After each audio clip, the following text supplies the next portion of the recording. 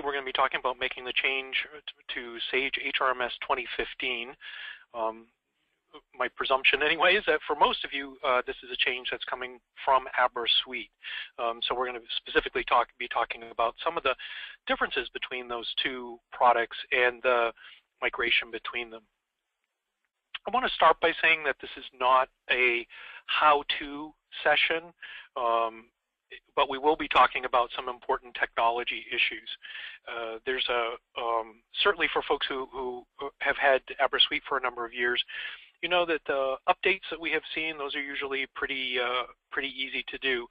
This is kind of an entirely different animal, and so we're really going to be talking about, or not going to be talking about in this session, the specifics of downloading the software and so forth. But I do want to talk about some of the underlying technology behind it. The first question that we get from folks is, do I have to move? If you're currently an Abra Suite user, is it required for you to move to Sage HRMS, the SQL product? This is the latest roadmap that Sage has published, and so as you can see here, if you're on version 9.1, you'll continue to have updates through the fourth quarter, or the fourth quarter update. The third quarter update will be the last update for 9.1. That means by the end of the year you need to be in 9.2 if you're in Abra Suite 9.1. Additionally, just to give you a sense, there are two currently supported versions of Sage HRMS, 2015, which was released earlier this year, and 2014, which is about 18 months old, but again, it's fully supported and will be supported through March of 2016. You should ask yourself the question if you have any of these versions. Again, 9.1 currently, you're kind of a little bit in limbo right now because that's a supported version, and it was so that is today supported through the third quarter of this year. But if you're running version 9.0, if you're running any of the Abra Suite versions 7, 7.8, or 7.9, and if you're running any of the HRMS SQL versions 10, 10.1, 2012, or 10.2, or 10.3, all of those, as you can see by the dates, have all been sunsetted. Again, you know, Suite 9.1, sort of a future sunset, if you will, later on this year. Want to be clear though, if you are on Abra Suite and on version 9.2, you are fully supported and there is no announced end date for support from Sage. So I want to be clear about this because I think sometimes there's been some misconceptions out there that if you're on Abra Suite, you must upgrade or migrate better to Sage HRMS, and that there's a set date for that. That is not true. As of today's date anyway, Sage has announced no end date for their support of Abra Suite. And again, as long as you're on 9.2, the latest version of Suite. One of the things that I want to emphasize in this presentation today is that this is a migration, not an upgrade. As I mentioned earlier, many of us over the years have done upgrades to our products, going from version 7 to version 9, or going from version 6 to version 7, depending on how long you've had it. This is a migration. It's a totally different animal. As you'll see, there are some fundamental differences, but there's also a difference in terms of the approach. I recently had one of our clients who contacted us, the IT department, as it turns out, and so they informed me that they were going to be doing the upgrade to the SQL version over the weekend. I said, no, that's not going to happen, and in fact, it didn't. It's particularly if you're a payroll client, it is a very fairly lengthy process to make that migration. Less so if you're non-Sage Payroll user. But again, we'll talk more about that in just a moment. Sage HRMS is using new or newer technology. It is built on Microsoft SQL Server. SQL Server is the leading database server or service in the world, especially for what the world thinks of as small and medium-sized businesses. And SQL Server has a long history behind it, a very stable product, very well known. If you get down and talk to your IT folks, they're familiar with SQL Server, and chances are you may already be running it in your network. This is just an idea of a recommended server configuration. I think the big takeaway from this, a little bit more complex system in terms of servers than we saw with Abra Suite. Lots of folks are running Abra Suite. Everything's all on one server. Even perhaps their employee self-service could be running on one server. In this case, we're usually the typical installation, we're looking at a SQL server, an application server, and then again, if you're running employee self-service, HR actions, benefit enrollment, one of the cyber products, then you would also have a web server, which is kind of that thing that's in the middle there. Just in terms of supported specifications, Windows 2012 R2, Windows 2008 R2 are supported. Microsoft Server 2012, 2008, Windows 8, which is the sort of the new version of Windows, if you will, newer version, but Windows 7 is still supported. And the primary browser continues to be Internet Explorer, but Chrome, Safari, and Firefox are all fully supported. That means that there are support for really the latest versions of Microsoft products. Server 2012, SQL Server 2012, Windows 8 support. For IT folks, certainly SQL Server 2014 is on the roadmap to be supported as well. It's not currently, so 2014 not supported currently. But, and again, you can get the specifics of the docs. That's all part of the migration process. But just to give you a flavor for the kinds of things that are supported. Newer servers, as opposed to, there are some servers that your current system can run on, Abra Suite can run on, that are no longer supported. The biggest one being Server 2003. Physical environments can be physical servers, can be hosted, for example, an appliance, virtual servers, a dedicated instance of SQL. Again, this is kind of technical talk, but we'll leave this in a moment. But dedicated instance of SQL is recommended, and a dedicated application server is recommended as well. Remote access to the server can be through Microsoft VPN, go to my PC, log me in, or Citrix. So again, the Citrix has been is a very popular way to access servers remotely, and your network may be using it. It is something that has not worked very well with Abra Suite for the last couple of years. So, but with Sage HRMS, different technology in terms of how it's being launched, and Citrix is fully supported and actually pretty common. In terms of additional resources, minimum RAM, web server specifications, the minimum hard drive, at least 160 gigabytes. That's really pretty small potatoes at this point. Most of the installations that I've been working on anyway, we've been talking in terabytes of data as opposed to gigabytes of data. So it's not a big footprint, and it is not super resource intensive. Although, of course, the more resources that are on the server and the particulars of the size of your organization do make a difference. And again, these are minimum RAM and minimum hard drives. You can certainly, move up from there, as you can imagine. One question that we often get, and I alluded to it a moment ago, do you need a dedicated Sage server? Certainly that hasn't been the case in the past. Abra Suite oftentimes is on the same server with lots of other things, maybe your general ledger products, maybe other, software that's specific to your organization. Our feeling is, especially with the ability to virtualize servers, our recommendation anyway is to really consider putting Sage HRMS on its own server with its own instance of SQL, rather than necessarily having it on a shared application or shared SQL server. It's just a recommendation, certainly not a requirement. But again, best practice, if we were going to do that, if it were within your organization's budget, would be to dedicate a server to Sage HRMS. IT support is required, and again with Abra Suite that's been pretty minimal, but as we see in this screenshot here, we're looking at the Microsoft SQL Server Management Studio. The good news is SQL is very common. It is something that a lot of IT folks are comfortable working with, and they're very comfortable in this environment.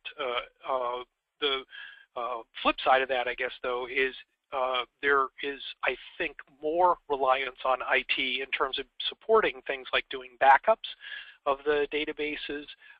Certainly there's maintenance within SQL, the SQL Server itself, that will be new if you're not, if you and your, or more specifically your IT folks, are not already managing a SQL Server. All right, upsizing the Abra Suite data. So now we start to get into some of the particulars of it. First off, we have what's called an Upsize Wizard. And the Upsize Wizard will upsize the HRMS core data. That means what you would think of as HR, attendance, link, any customizations that you've added to the system, plus the train module if you have the training module. The Upsize Wizard will upsize all of that data, take the Abra Suite data, and put it into SQL databases for us. With respect to payroll data, the basic process, we'll get into this a little bit in a moment, but with payroll data, slightly different approach. We export the data out of Abra Suite using Crystal. We upsize the payroll history as a reference, and I'll talk about that in the next slide a little bit. And we also import in transaction history, check history if you will, for the current year of data. That's our basic approach in terms of payroll data. If you have payroll and you have years and years of data, what we'll upsize is, or upsize into HRMS is the current year, so that we can do a single W-2 at the end of the year. And with respect to Crystal reports, your Abra Suite custom reports, your Crystal reports, current HRMS core reports, all we do is we just redirect the source. The data themselves, it's identical between the two systems, between Abra Suite and Sage HRMS, so no problem there. We simply redirect it, tell it to go look at the SQL data. We don't need to make any modifications of the reports. Any of your current payroll reports need to be reviewed and rebuilt in Sage HRMS or in Crystal, and you'll see why in a moment in a slide in just a second. But any of your current Crystal payroll reports, customized reports, would have to be rebuilt. Well, this just gives you a little example of the Upsize Wizard. So when we go into the Upsize Wizard, and usually we're doing this on a copy of your data, your Abra Suite data, one of the things that it does is it does create temporary or staging folders. And the reason for that is because this Upsize Wizard can be run multiple times. So usually there's an initial upsize of the data into SQL. So now all of our Abra Suite data, our people and our rules and so forth are now in HRMS. We work on those, but of course we're still using Abra Suite. So we upsize into these temporary databases, and that allows us to be able to refresh that data. So you know, if we're a couple weeks into our implementation, and now of course we've had hires and terminations and changes, well, we can rerun the Upsize Wizard, and we use these temporary tables as a way to make comparisons and send in only those changes that have taken place. The data verification process, there are several things that we do by way of data verification, looking for duplicate records, orphaned records, review of custom details, and any sort of data type mismatch, fields that should have a date in them but actually have characters in them, fields that should have numbers in them that somehow have characters, those sorts of things. So what we're doing is the Upsize Wizard is reviewing the data before we put it into SQL to make sure that it's good, clean data, that there's not any obvious corruption of the data that would be passed along to the new system. So it's a chance to kind of scrub out and clean things up a little bit. Once those data items are identified, we get a report out that will tell us the employee, the various items, most common being things like duplicate keys, what appears to be two copies of the same record. That's very common. SQL is much more unforgiving than Abra Suite was in that respect. But we get a report out. We fix these items. We rerun our wizard, and so we can hopefully reduce the number of our errors. And then you can go in and actually correct records in the Upsize Wizard. So in this case, if we can see there are several, or at least a couple of duplicate records there, kind of in the middle of the screen, and so we can use the wizard to actually correct or modify those values, or we can go back into Abra Suite and sort of fix those in preparation for our next upsize. If we want to get fancy, we can also use the Upsize Wizard and SQL queries or SQL statements. You can see now where we're starting to stray into this a little bit of an area where certainly we as consultants and your IT staff can be very valuable in if they have to go kind of behind the scenes and dig in and identify some of this data that again, it's not that it's necessarily corrupt data, but SQL is much more unforgiving, or much less forgiving, I guess would be a more appropriate way to say it, than Visual Fox Pro was. In Fox, we could have stuff, and it could be kind of, sort of the same, and it could sort of deal with it. SQL is much more of a strict in that respect, and so we need to clean up this data before we push it into the SQL system. If you are not a payroll client, so if you're not using the Sage Payroll module, then school is out for you. That's really all about the migration, and there is fundamentally, for the core, there is no difference. I mean, the interface is the same. There are a couple of things, again, as if you're interacting with payroll, there are a couple of differences, and there's certainly differences in the payroll itself. But if you're in HR and you're using the HR module, literally in a matter of a day or two, you can bring the system up. You can actually run Abra Suite and Sage HRMS, as we'll see in a moment. You can run those side by side. You can run couple of reports, make sure all the data came over, and you are good to go. Not so much when you are a payroll client. So I'm going to continue to talk about this because this is really, other than the underlying technology we've talked about, the fundamental difference in what makes this a migration is the difference with payroll. So with payroll history, we certainly can upsize the payroll history. So the check history, the payroll post, the payroll history that you've accumulated over years and years of using Abra Suite is certainly available for you to upsize using the Upsize Wizard.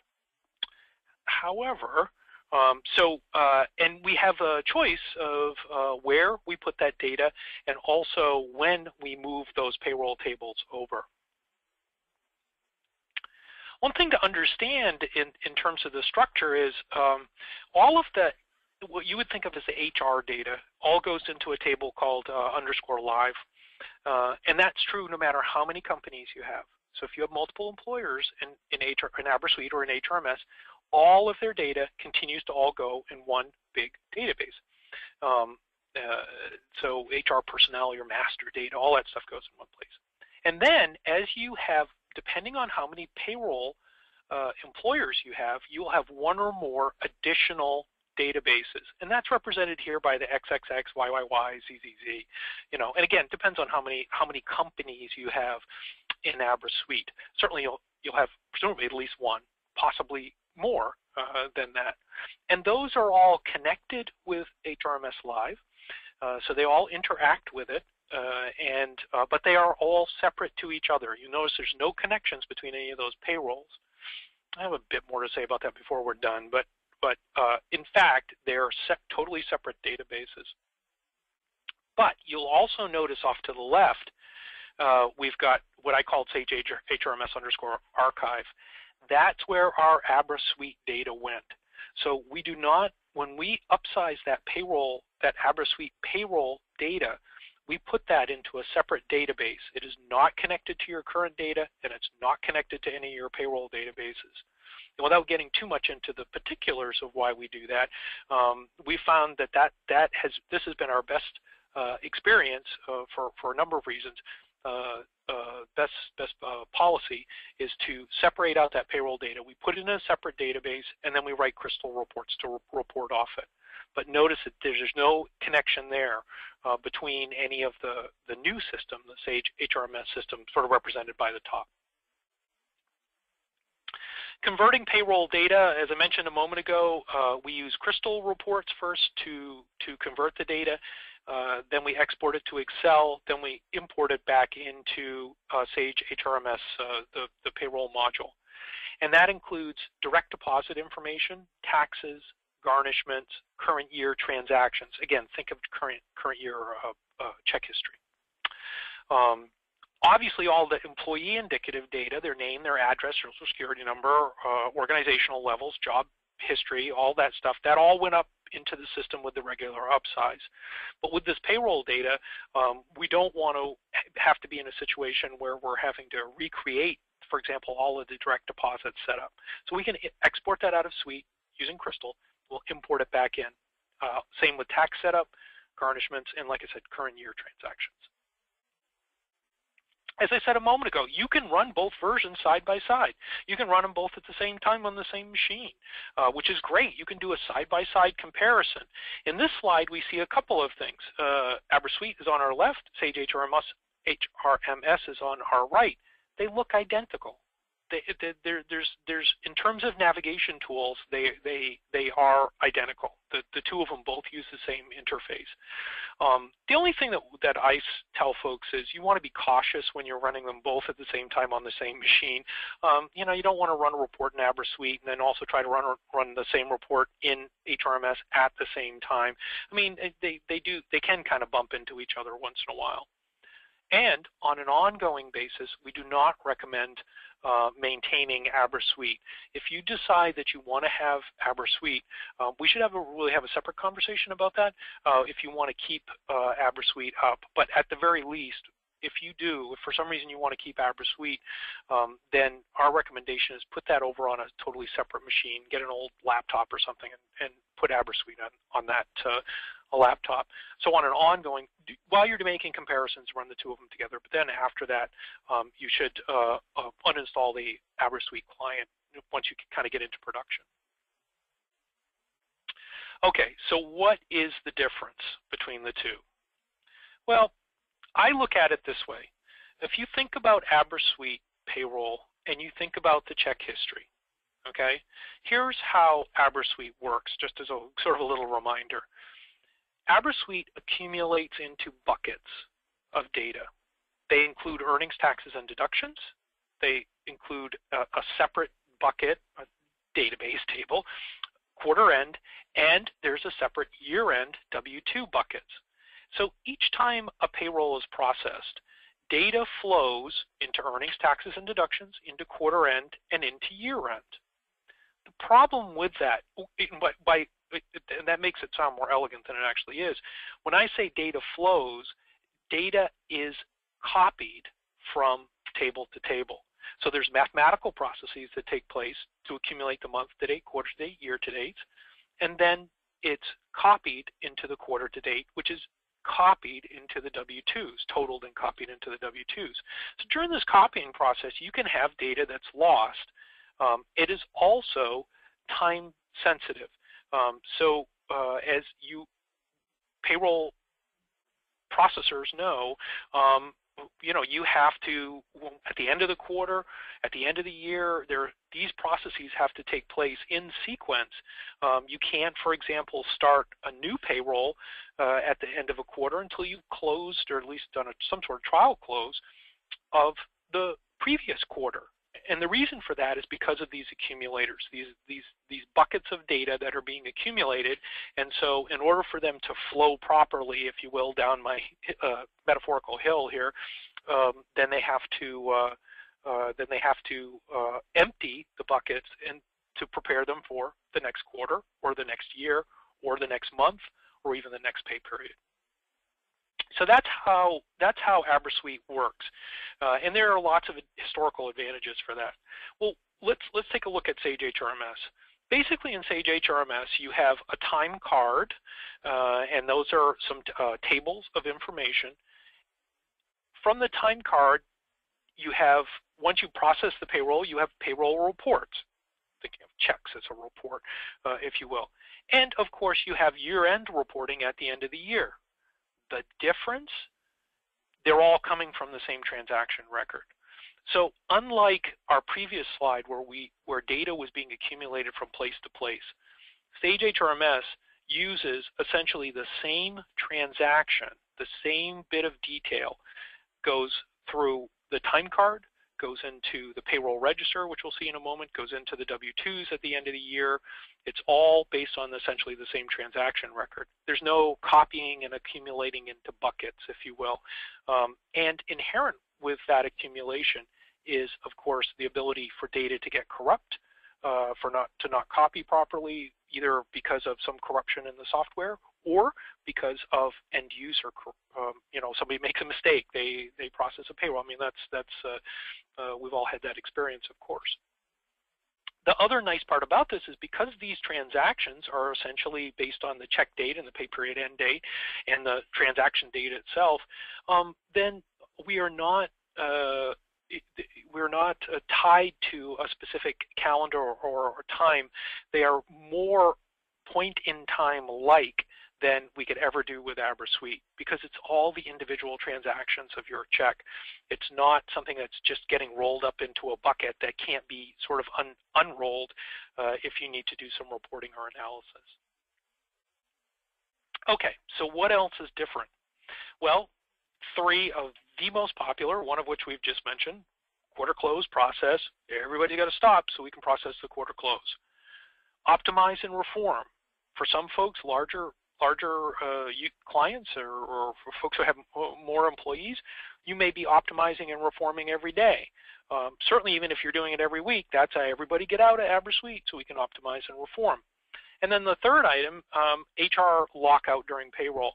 So once payroll has started the process, HR can, they can shut off their computers and go home because they're not allowed into Abra Suite. And that's been, if not official practice, it's certainly been good practice for years and years and years because of the possibility of them having some, they being HR, having some impact on the payroll process. These all go away with HRMS. There is no optimize and reform. Other than a brief period of time when we're bringing data over at the beginning of the payroll process, what we call the open payroll, HR can be doing whatever they want. They can be hiring, terminating, changing employees' pay, adding benefits, expiring benefits, anything that they want to do in the system. It's not going to have an impact on the payroll as we go ahead and process this period's payroll. There's essentially no lockout. And finally, there is no quarter close process. There's no end. You process, now of course there's reporting and there's the 941 and other things that you need to do, but there's no quarter close process per se. There's no year-end process per se. There's nothing different that you have to do when the quarter ends, and consequently there's no reason to stop your normal processing of payrolls. Some additional features to be aware of with HRMS, on-demand checks, treated a little bit differently, what I kind of characterize as a payroll of one. First off, with on-demand checks, you can do direct deposit, which is nice. You don't have to go to cutting a physical check, particularly for a lot of folks because you're doing direct deposit maybe for 90 or more % of your employees. To have to dig out some check stock when you have to do an on-demand check or a hand check was kind of annoying. You can also do an on-demand check for a single employee or a group of employees. You create, if you have 5 employees that you have to do on-demand checks for, it's Monday morning and there are 4 or 5 people that are, well, you can just create a time card for those 4 or 5 people, go ahead and process them, and create a little mini payroll of on-demand checks, rather than with Suite where you have that individual step-by-step process sort of from soup to nuts. Direct deposit can be flat dollar, which of course we're used to. It can also be a % of gross or a % of net. So if you have folks who have, especially if you have folks who have varying pay, but they would like the same, they want 50% of their check, they want to go to savings or whatever, then they can do a percent of net, a percent of gross, flat dollar, or a combination of those things. All payroll reports are written in Crystal, so you can open up the payroll reports and modify them in Crystal and then rerun them. So you can make your special modifications on them. That's true of all. We're talking about the standard payroll reports. All payroll reports, because they are Crystal, have built-in export to PDF or to Excel. So any of the reports, any of the payroll reports you run, you can convert those to PDF right from within the software, or you can export them out to Excel. And then finally, and probably most significantly in some ways, is the general ledger. Every account that's used in the payroll is validated against the chart of accounts. And what that means is there's no possibility of a combination, a general ledger combination, being attempted to be posted through the payroll system that does not exist in reality. Some combination of a division and department, to take a simple example, that doesn't exist in the real world. And certainly with Abra Suite, that was very common where there could be combinations that just, when it got to the general ledger, the GL would kind of blow up because it would say, wait a second, I don't know what this combination is. Every code is validated individually, or all codes are validated, I guess I should say. GL information is available at what Abra Suite users would think of as trial payroll. So now when you process the payroll, but before you finalized it, you can look at, report, see what the impact is, what the impact will be on the general ledger. So you can get these reports out. So again, no surprises, no things that are missing segments, or have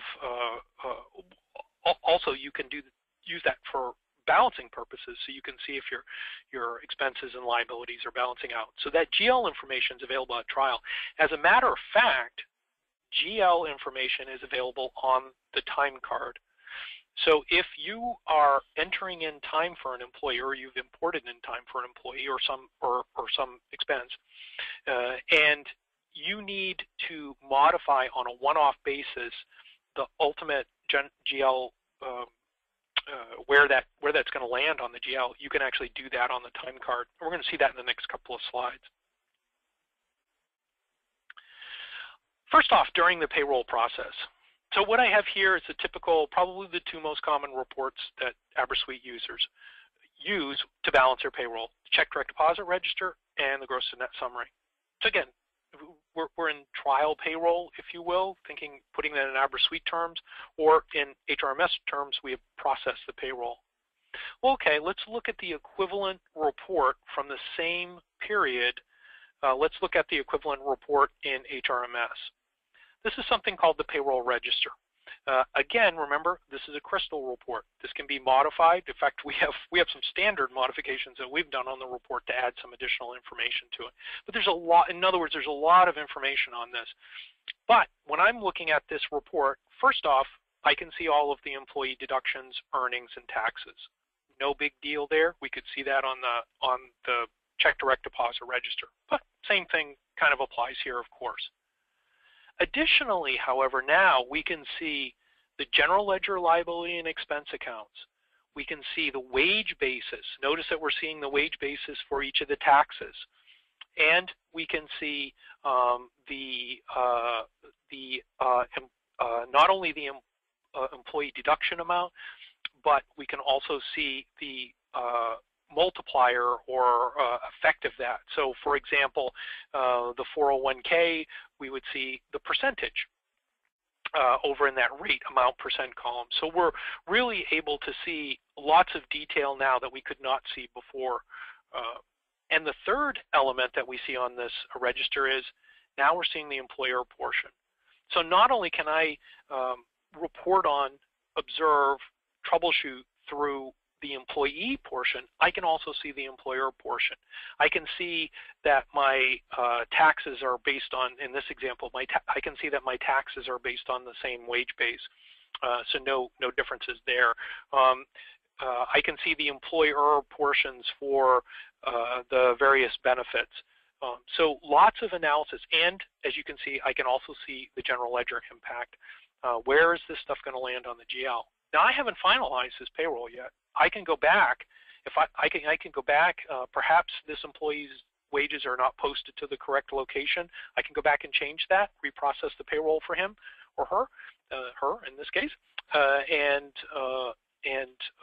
see the changes in my payroll register report.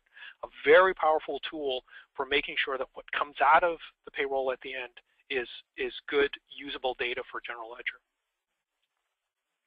This is an example of a time card, what you would think of as a timesheet entry.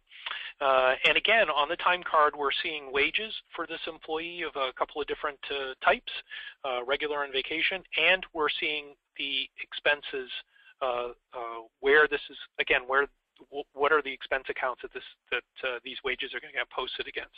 And this is editable.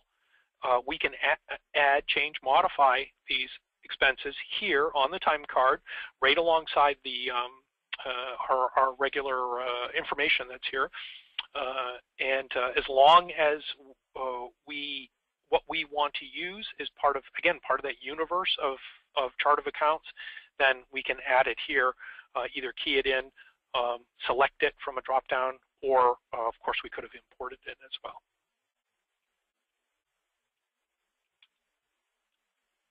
So this is the payroll process, what we think of as the payroll process map. This is a very simplified map, but essentially it starts on the left with the open payroll process.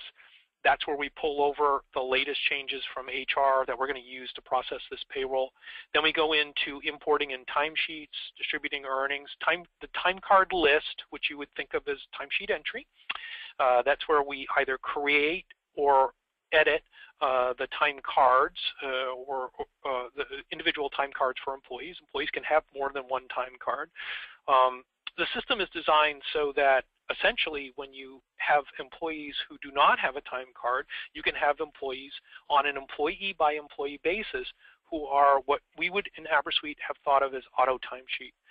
And if I'm on the auto timesheet, I don't have to create anything. I'm just going to get paid.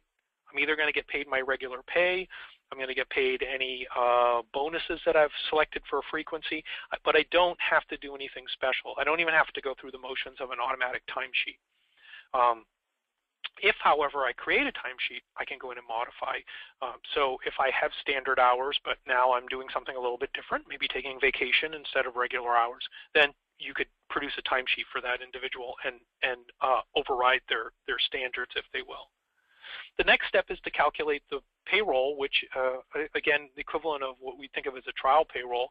And really, the payroll process then becomes this iterations between calculating the payroll, reporting off that calculation in that payroll register we saw a moment ago, and any other reports you want to write against it, and then going back and possibly modifying time cards. Once we have a balanced payroll to our satisfaction, then we can go ahead and process time off, print and post checks, direct deposit devices, of course, create the EFT file, and then prepare the reports for our tax deposits. Crystal reports, there is a new version of Crystal. It's Crystal 2011. I'll be honest with you, I don't think there are a lot of significant differences between Crystal 2008 and 2011, at least not on the surface anyway.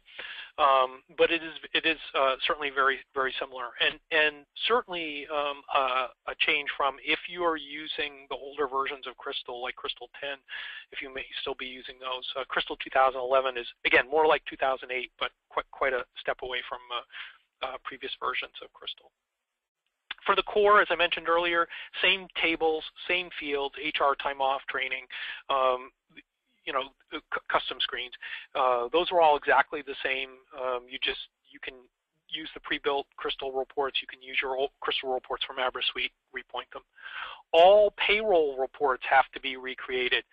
As you can imagine from the previous few slides, the way payroll information is accumulated between the two systems is very, very different. So there's a lot more information here, and it's information that's at a very granular line-by-line level, as opposed to those earnings taxes deduction buckets that we often use in payroll reports.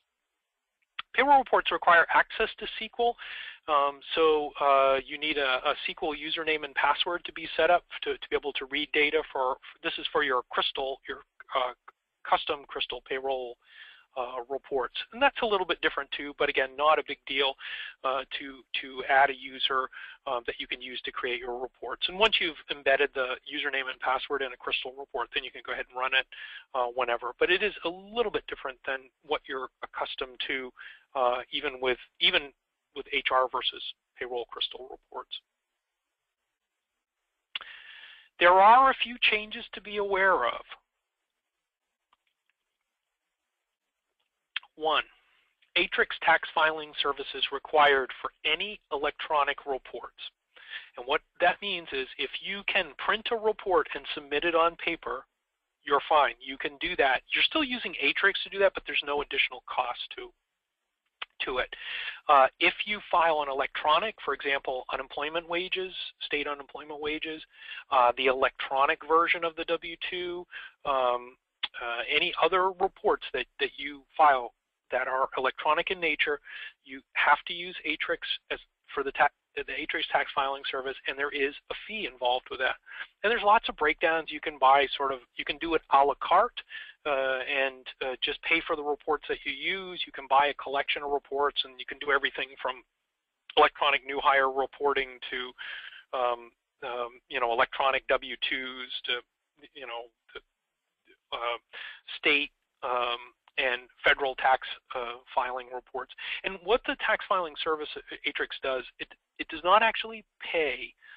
What it's doing the electronic filing for you. So they don't impound funds. They don't actually handle your money. They simply are recording the appropriate reporting. And again, certainly find out more details about that. But that is a little bit of a change from what was Suite, where obviously all of our reports, including even the electronic reports like the W-2 file, we could do that all within the system. Secondly, no split paychecks. Less of an issue than I might have anticipated, but sometimes if you have employees who, in other words, they want to have part of their money put on a check, and part of their wages put to a direct deposit. Well, that's no longer possible. It's either all check or all direct deposit. They can't split it between two different methods, if you will, of receiving their wages. The distribution process, if you're using the distribution process in Abra Suite, the allocation table or the allocation screen, in other words, the distribution process in Sage HRMS is a bit more complicated to administer, and it is limited to only 6 of the potentially 10 GL segments. You can only distribute to 6 segments. That used to only be to 3 segments, but with 2015 we've gone up to 6 segments. So that's actually probably as well as anything you're doing with Abra Suite right now. But it is more of a manual process, and it I think is more complicated to administer. Again, it's all about control too. So you sort of give and take there. But one of the things that we talk about when we get ready to do the implementation is really sit down with you and figure out, okay, what kinds of allocations are you doing? How detailed are they? And whether will we use the distribution process or maybe distribute to cost centers, which is another alternative for us. Another little gotcha that sometimes folks Suite users have kind of complained about is the paid time off balances are not on the time card entry screen. So whereas in Abra Suite you could see what I had for a balance for sick or vacation time or personal leave, that information is not available on the HRMS time card. It will tell you when you enter time if somebody is going to go into a negative balance. So it will warn you of that, but it will not. You don't know that until you've actually entered the time in and then saved it, and then it'll come up and say, well, this person, is exceeding their balance by X number of hours. It's a little thing, but it's also something I know for lots of folks, it's a real important part about Suite, being able to go into timesheet entry and see what people have. The last little caveat or change to be aware of is you can't process multiple companies at the same time. So if you have more than one EIN, again, in Abra Suite, you could do that enterprise, select all the companies, and process all the companies. That doesn't happen in HRMS. You do have to do them separately. If you think way back to the beginning of the presentation where I talked about them being in different databases, that's really the reason why. Because they're in different databases, you'd have to process the first company, then process the second company, then process the third company, et cetera, et cetera. Now, would you have to process company A all the way to print checks? No. You could process separate companies separately, do each step separately, process the time card entry and process payroll, and then go to the second company and do those two steps, and then go to the third company and do those two steps, and then come back and do printing, printing and writing the history for the first company, et cetera, et cetera. You just can't put them all together like you could in Abra Suite. One thing you'll notice that I haven't mentioned that is really critical for Abra Suite users is the notion of pay groups. It shouldn't come as any surprise, but we don't have any pay groups in Sage HRMS. We do have things called selection lists, which allow you to group employees together.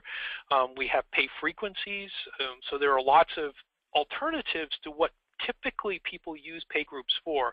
But that notion or designation specifically of a pay group is no longer used with HRMS, and that honestly can be kind of a blessing in a way. If you've ever had an employee that you needed to change into a pay group for some reason, but you couldn't do that because you were in the middle of your quarter close, then you'll appreciate the fact that we A, have no quarter close, and B, have no pay group. Okay, so what are the next steps? First off, a technology survey. As you can imagine from the beginning of this session, we've talked a lot about the technology. This is a good time to sit down with IT.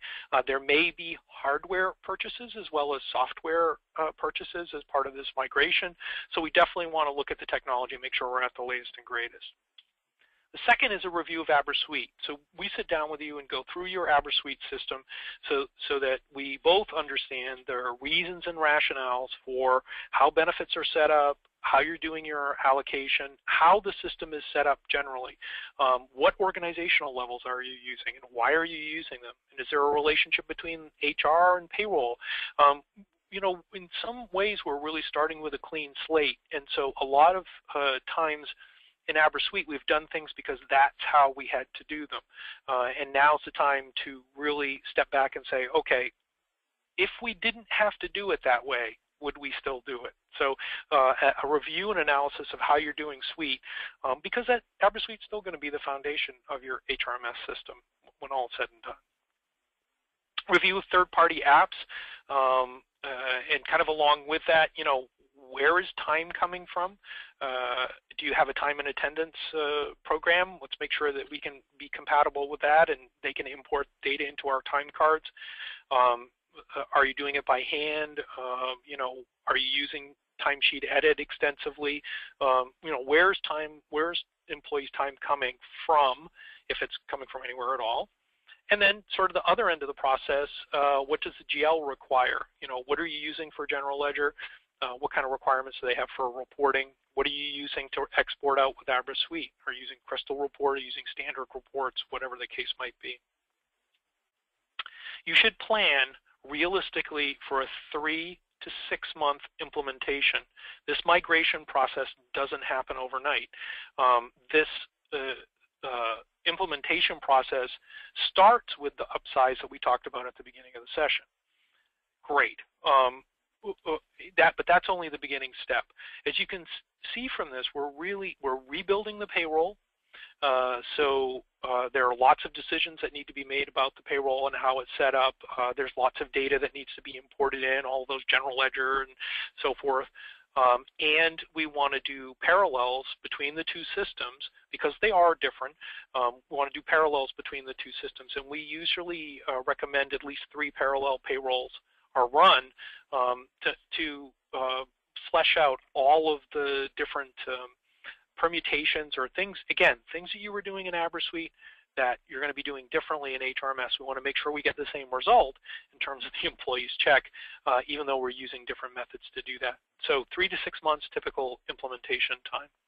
We have not, to my experience, I don't believe we've had anybody take less than 3 months to go from even the simplest to go from Abra Suite to Sage HRMS. Again, there's just a lot of moving parts, and we realize you have to still do your regular job. Okay, I do have about 7 to 10 minutes or so. If you want to, and I apologize, this is kind of the older version of this, but if you look down one of your little items that you should have in your GoToMeeting navigation tool is a chat box, and I would welcome if anyone has any questions or comments or anything that they'd like greater clarification on. So I'm going to wait a moment and see if anybody has any questions.